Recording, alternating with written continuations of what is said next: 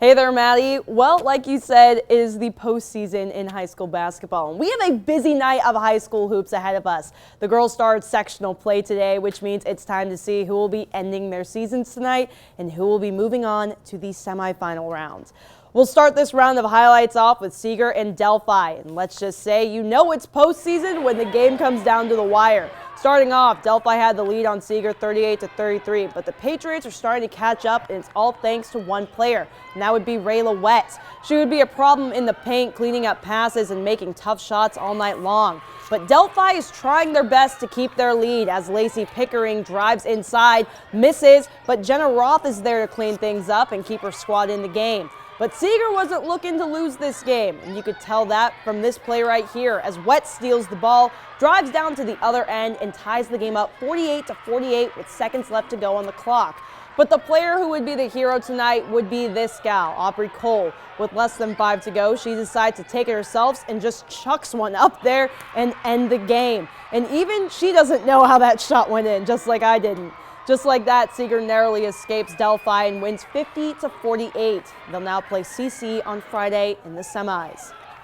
Moving on to the next game in sectional 38, we have the Carroll Cougars looking to beat Covington to move on to the semifinal round. And I'm just going to be straight with y'all, the Cougs would have no problem moving on. I mean, right off the bat, these ladies were balling. They were wasting no time in stealing the ball from Covington, quickly getting up the court, getting the ball to their sharpshooter, Allie Harness, who pulls up and drains a three like it's easier than breathing air.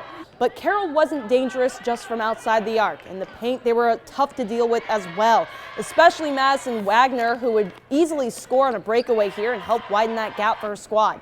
But seriously, Covington couldn't do much against this unit of a team. This time it's Reagan Gleason with the breakaway, and it seemed that any time a Cougar would have the ball in their hands, it would end up in the bucket. Final score, Carroll dominates 69-30, and they will now play Clinton Prairie in the semifinal round. Also want to give a shout out to Allie Harness, who became the leading scorer for Carroll girls basketball, passing Catherine Foreman with 1,593 points. Well, we saw how the first round of sectionals went for sectional number 38, so now it's time to see how sectional 7 fared. Sports 18's Vinny Martorano shares with us who will be continuing on with their seasons tonight. Vinny, how'd it go?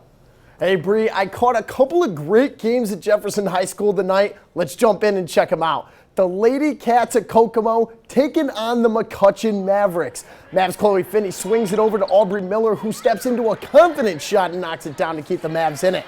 Kokomo wouldn't go down without a fight as Eliana Stewart fights through the double team and gets the finger roll to go to tie it back up.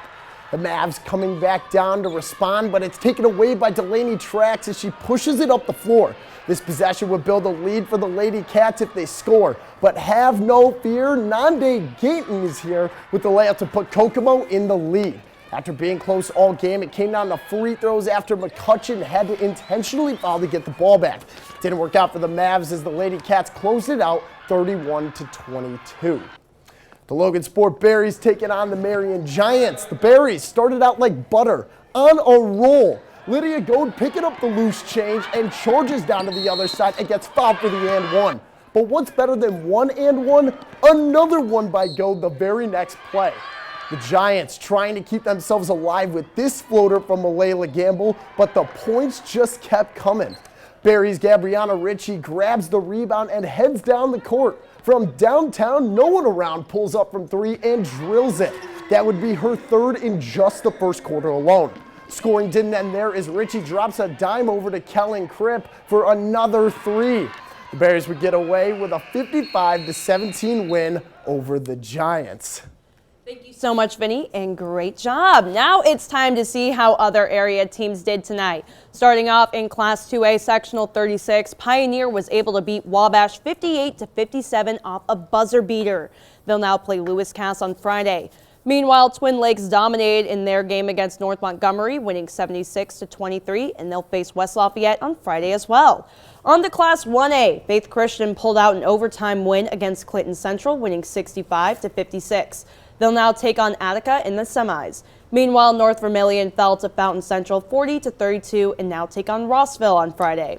And last but not least, we have Sectional 52. Tri-County was able to clip the Falcons' wings, winning 63-34, and now move on to play South Newton. North White managed to extend their season as well, beating West Central 56-38 and advance to the semis against Cal.